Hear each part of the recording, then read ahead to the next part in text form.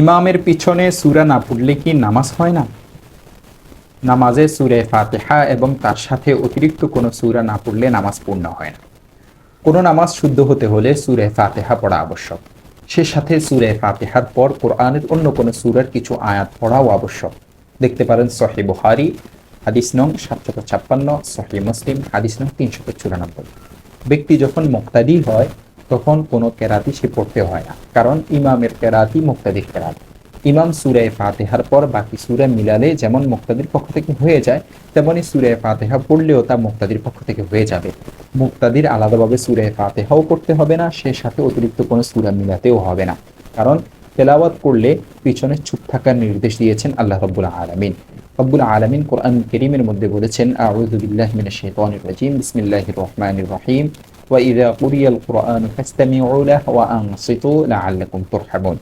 আর যখন কোরআন পাঠ করা হয় তখন তা শ্রবণ করো এবং নিশ্চুপ থাকো, যাতে তোমাদের উপর রহমত হয়। সূরা আরাফ আয়াত নং 204। কোরআন তেলাওয়াতের সময় দুইটি কাজের নির্দেশ দিয়েছেন আল্লাহ সুবহানাহু ওয়া তাআলা, যথা 1 শ্রবণ করা, 2 নিশ্চুপ থাকা। কোনো একটি বিষয় শোনার জন্য চুপ থাকতে হয়, তা সর্বজন বিদিত বিষয়। কথা বলতে বলতে কারো কথা শোনা যায় না, সুতরাং কোনো কিছু শ্রবণ করতে মনোযোগী হওয়া মানেই হলো তাকে চুপ থাকতে হবে। তাহলে আল্লাহ তাআলা দ্বিতীয়বার কেন চুপ থাকার কথা বললেন? শ্রবণের জন্য তো চুপ থাকা আবশ্যক। এর জবাব হলো, শ্রবণ করার সম্পর্ক হলো সে সকল কেরাতের সাথে যে সকল কেরাত ইমাম সাহেব জোরে পড়ে থাকেন।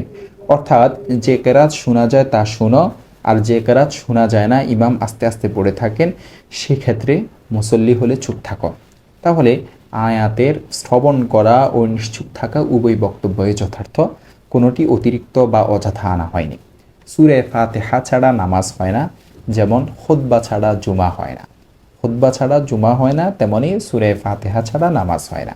কিন্তু খুতবা যেমন ইমাম পড়লে সবার পক্ষ থেকে হয়ে যায়, সবার খুতবা পড়ার দরকার নেই, তেমনি সূরা ফাতিহা ছাড়া নামাজ হয় না, কিন্তু ইমাম সূরা ফাতিহা পড়লে মুক্তাদির সূরা ফাতিহা আদায় হয়ে যায়, তার আলাদাভাবে সূরা ফাতিহা পড়ার দরকার নেই। মুক্তাদির আলাদা কেরাত পড়তে হয় না।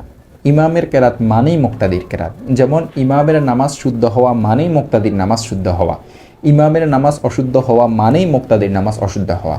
যেমন ইমামের খুতবা পড়ার মানেই হলো মুসল্লির খুতবা পড়া হয়ে যাওয়া, আলাদাভাবে সবার খুতবা পড়ার দরকার নেই। যেমন একজন আজান দেওয়ার দ্বারাই মুসল্লিদের সবার আজান দেওয়া হয়ে যায়, আলাদাভাবে সবার আজান দিতে হয় না। একজন একামত দেওয়ার দ্বারাই মুসল্লিদের সবার একামত হয়ে যায়, আলাদাভাবে সবার একামত দেওয়ার দরকার নেই। তেমনি ইমামের সূরা ফাতিহা ও কেরাত পড়ার দ্বারাই মুসল্লিদের পক্ষ থেকে সূরা ফাতিহা ও কেরাত পড়া হয়ে যায়,